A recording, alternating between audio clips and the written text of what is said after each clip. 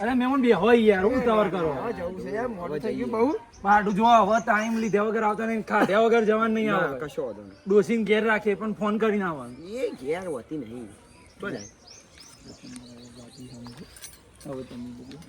સાચી વાત છે સમજ્યા ને તમે? સારું તને મળીએ સારું આવજો હાચવીને જજો મહેમાન આવજો તમે હો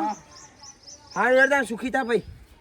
મને તો જિંદગીથી બોલતા ના આવરી દિયો ને અલ્યા હા હાડું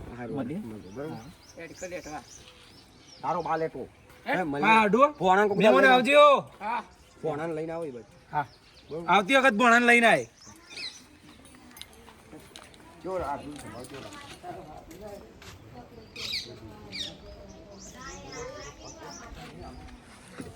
આ બીજા ચિયા ચોઘરી આવી ગયા હતા બે જણા સારું થયું તે એમના કીધું કે ડોસી ઘેર હ નકર પોણીમાં આવું કર્યું તો ખાવામાં શું કરો એનો કોઈ નહીં હાડું જતો રહ્યો હવે પાછો ઊંઘી જાઉં હું તો